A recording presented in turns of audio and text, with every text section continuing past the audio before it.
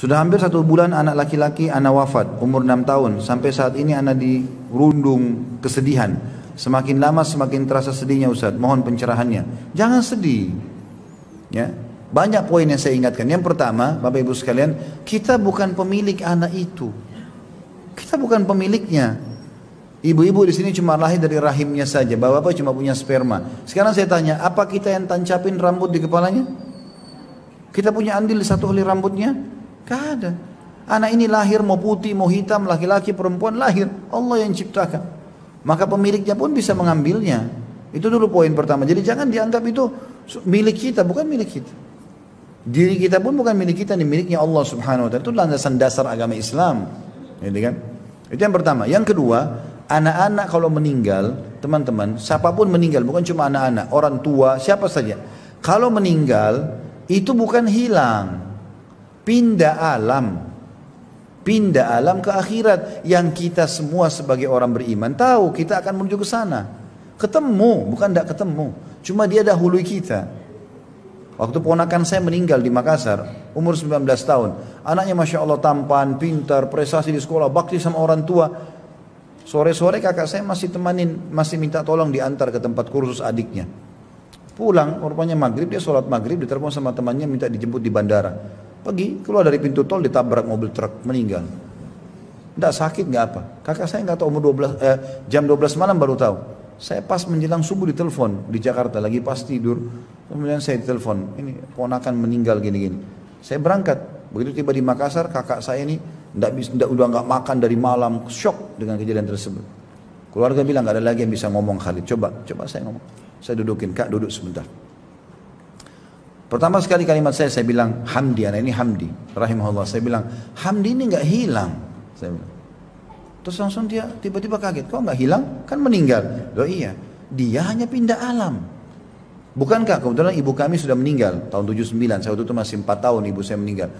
Nah, ibu kita sudah meninggal kan? Tapi itu dalam syariat Islam sedang menuju ke akhirat. Bukankah paman kita si fulan juga meninggal? Bukankah tante kita si fulan ini banyak keluarga saya sebutin, semua meninggal. Itu nggak hilang loh. Mereka menuju ke akhirat dan memang kita sedang menuju ke akhirat semuanya.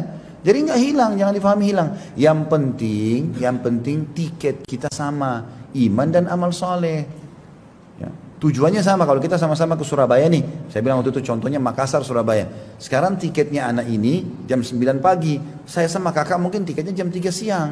Tapi kita sama-sama ke sana kok. Yang penting tiketnya sama, iman dan amal soleh. Sama-sama di surga, gitu kan. Kalau tiketnya beda, kekufuran, kemunafikan itu jadi masalah. Nanti ke neraka, di akhirat tidak ada surga, cuma neraka, nggak ada tempat ketiga. Baru dia tenang, subhanallah. Oh begitu ya? Iya. Tugas kita sebagai orang beriman sekarang, kalau kita sayang sama anak ini, perbanyak amal buat dia. Karena sudah balik. Apa yang harus dilakukan? Mula anak itu punya motor. Motor ini jual, masukkan ke masjid atas nama dia. Pakaiannya kasih teman-temannya miskin. Sedekahkan atas nama dia. Langsung kakak saya semangat. Alhamdulillah semangat. Tapi ini hati-hati, orang kadang-kadang takziah tidak paham hukum ini. Rupanya setelah itu mungkin 2-3 jam saya lagi pergi silaturahim keluarga yang lain. Begitu malam balik lagi kakak saya shock lagi. Kenapa? Karena banyak ibu-ibu datang ke rumah.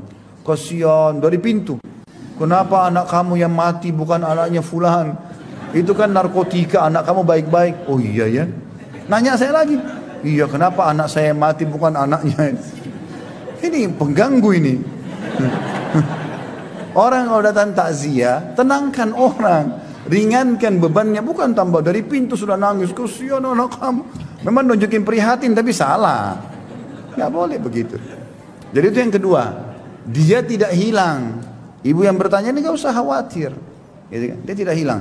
Yang ketiga, berita gembira yang luar biasa karena anak ini meninggal 6 tahun, belum balik. Ini aset buat bapak ibu ini.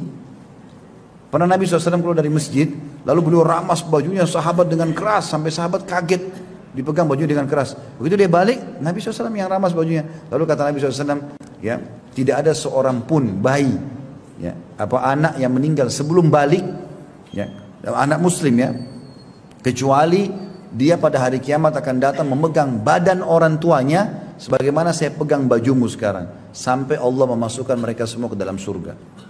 Itu tiket kita ke surga.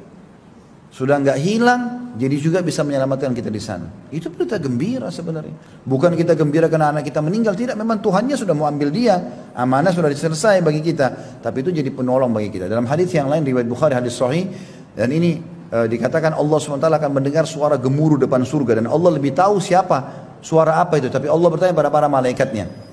Suara apa itu? Mereka mengatakan itu anak-anak muslim yang meninggal sebelum balik. Mereka minta agar orang tua mereka masuk bersama mereka ke dalam surga. Maka Allah mengatakan masukkan mereka bersama-sama di surga. Jadi nggak usah sedih. Gembira, insya Allah khair. Baik. Ya. Tinggal kita sekarang bagaimana memperbanyak amal saleh buat diri kita. Supaya juga kita bisa punya derajat tinggi di surga. Karena Allah SWT akan mengangkat anak-anak ke derajat orang tuanya.